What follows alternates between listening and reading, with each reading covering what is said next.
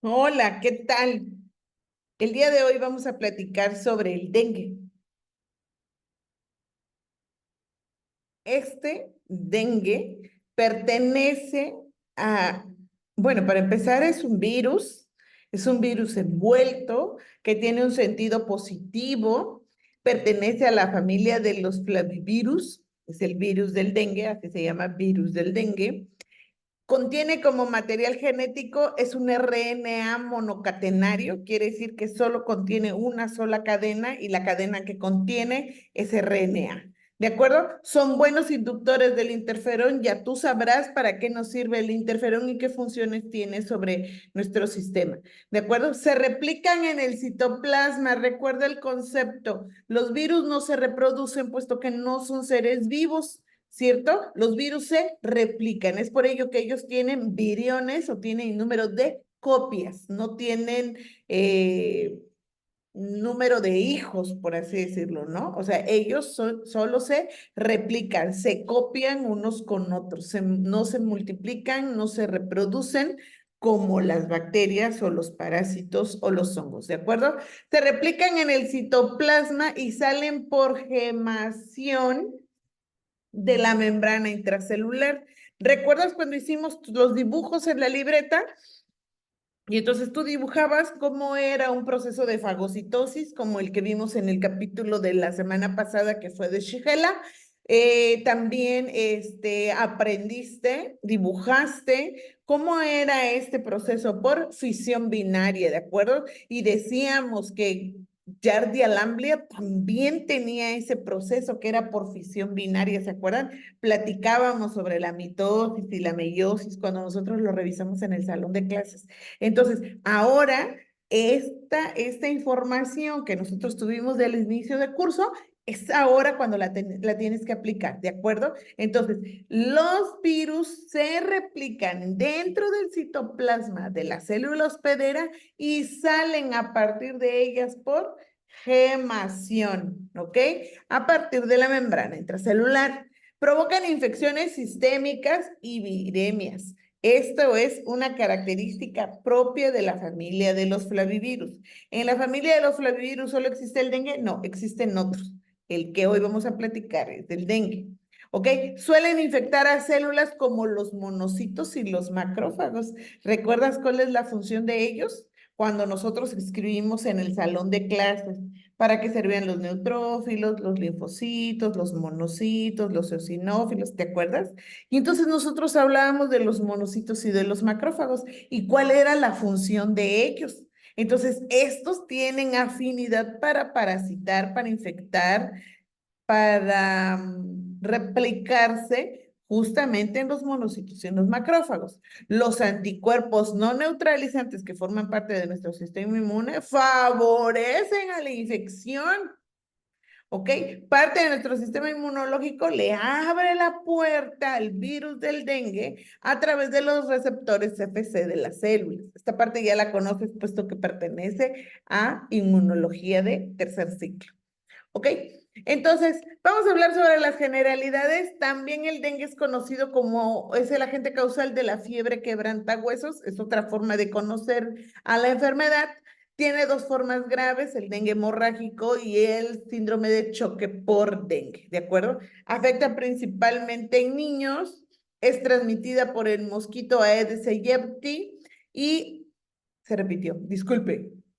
Ok, síntomas: fiebre, cefalea grave, mialgias y artralgias profundas, náuseas y vómitos, dolor ocular o retroocular, exantema, ganglios linfáticos aumentados y ataque al estado general. En su enfermedad clínica como tal, se va a llevar entre 4 y 7 días. La fiebre va a aparecer desde el segundo día. Chum, y va a permanecer durante los 7 días. Puede disminuir en algunos casos, pero cuando exista la replicación viral, más adelante la vamos a platicar, es cuando se empieza a mantener esa fiebre, ¿de acuerdo? Tiene síndromes prodrómicos como escalofríos, malestar, cefalea. Hay también dolor de espalda en articulaciones, en músculos y en hombros. Las mialgias y las artralgias tienen la característica de ser profundas, o sea, el dolor es significativo, o sea, el paciente, el niño se queja, el paciente pediátrico resta sus movimientos, puesto porque tiene mucho dolor. Hay exantema, aparece entre el tercer y cuarto día y persiste durante los 5 días restantes de la enfermedad, ¿ok? Entonces, hay ganglios linfáticos aumentados y la convalecencia puede tardar semanas, semanas. Ahorita vamos a ver por qué puede tardar mucho, ¿ok? Síndrome grave, en el caso del síndrome grave, bueno, pues ya sabemos que puede ser la fiebre hemorrágica por dengue o el dengue hemorrágico que nosotros conocemos, el síndrome de choque por dengue, que son cosas muchísimo más complicadas del paciente, se agrava el paciente por el síndrome del dengue clásico, aumenta, ¿cómo se agrava el paciente? Porque aumenta la permeabilidad vascular con la filtración del plasma. Quiere decir que el vaso sanguíneo se debilita, es más permeable y deja pasar el plasma. Entonces, podemos tener, el paciente puede llegar a sudar sangre, sí, sí puede, se pueden escurrir las lágrimas como sangre, de casos muy, muy graves, ¿no?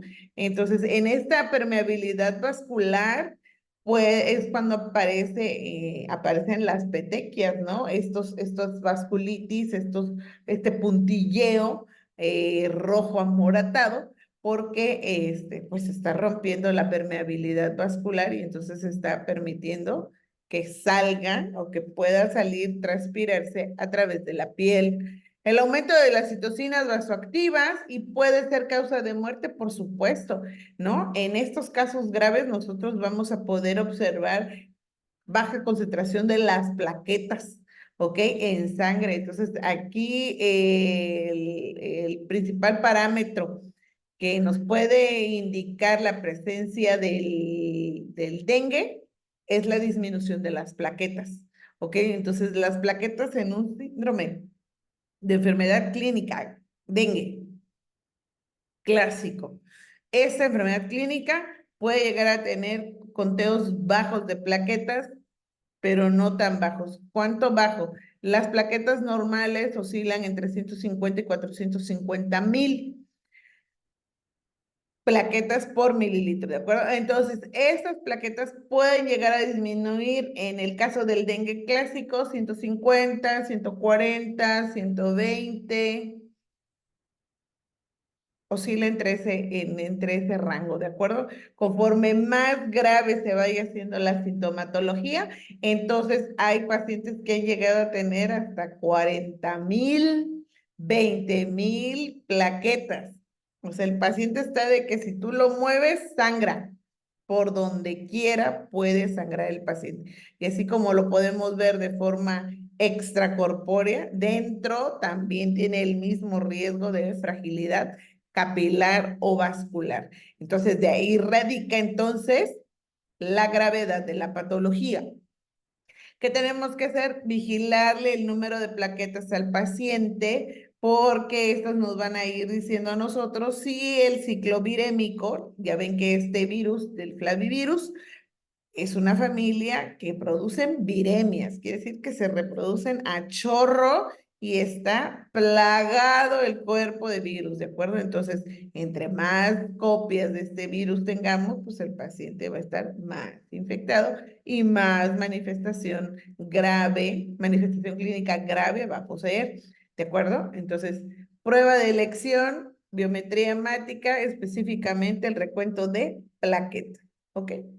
¿Cómo lo vamos a combatir? Bueno, pues vamos a verlo a través del diagnóstico de laboratorio. Vamos a solicitar la detección del antígeno y anticuerpo INS1, así se pide, antígeno, anticuerpo INS1 del dengue. No es más que una prueba de sangre, se obtiene el suero y a través del suero se corre una prueba de cassette, como las pruebas de embarazo. ¿Ok? Entonces se corre una prueba de cassette y esta nos va a poder a nosotros decir si hay o no hay algún tipo de afección, ¿de acuerdo?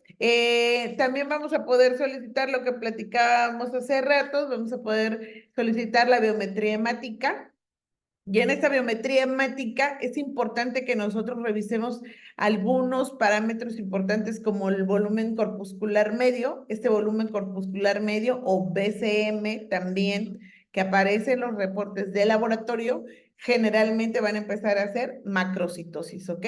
Entonces el paciente va a poder hacer una anemia, una macrocitosis, un eritrocito grande, porque recuerda que la replicación viral hace que se estalle, ¿ok? Entonces, algunos eritrocitos pueden agrandarse y tratar de compensar esta pérdida o esta lisis celular, ¿ok? Específicamente el conteo de plaquetas es el que nosotros vamos a solicitar y las plaquetas nos van a ir diciendo conforme más vayan descendiendo, el ataque viral es mayor y conforme vayan aumentando la respuesta del sistema inmunológico ante un ataque viral, será positivo, favorable, está respondiendo el paciente, ¿de acuerdo? Las pruebas de funcionamiento hepático se pueden verse afectadas, sí se pueden ver afectadas debido a que el hígado trata de compensar toda esta pérdida. Recuerden que cuando ustedes vieron embriología, ectodermo, endodermo, mesodermo, bueno, uno de los órganos, de los primeros órganos que aparecen, que se crean, es el hígado, y el hígado recuerda su función de médula ósea primaria. Entonces, en este recordar de médula ósea, el hígado trata de compensar todas las pérdidas que tiene a nivel hemático, al tejido hemático, trata de compensarlas. Y es por eso que algunas funciones de ellas, del hígado, suelen elevarse.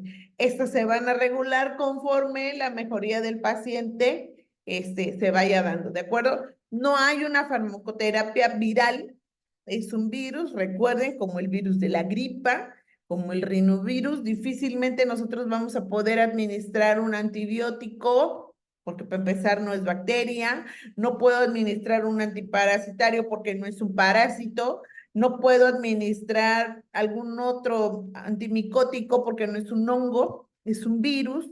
Y entonces a este virus lo único que tengo que dejar es que pase su ciclo vital, de su ciclo viral y abandone al hospedero.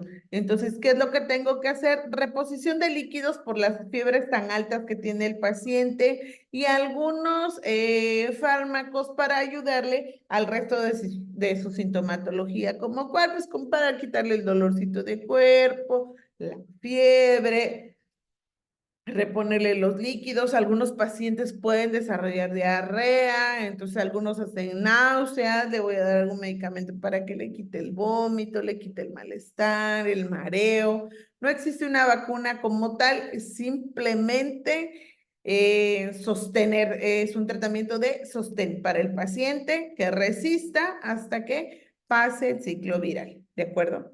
Entonces, medidas de prevención.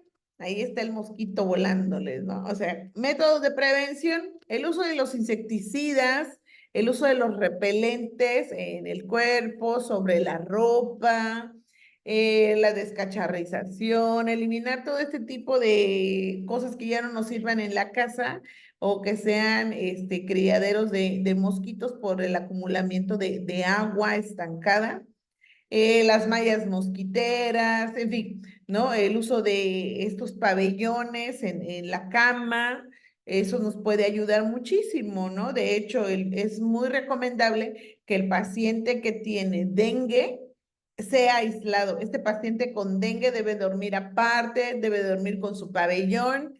¿Y para qué necesita el pabellón si ya tiene dengue? Justamente por eso. Lo que vamos a tratar de evitar es que lleguen otros mosquitos a picarlo y lleven esa sangre contaminada y la transmitan, porque es un vector, la transmitan a otros miembros de la casa, ¿de acuerdo? Entonces, estas son de las medidas de prevención que podemos utilizar. Usen su repelente, ya lo saben.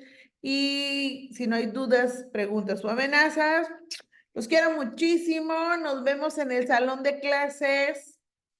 Bye.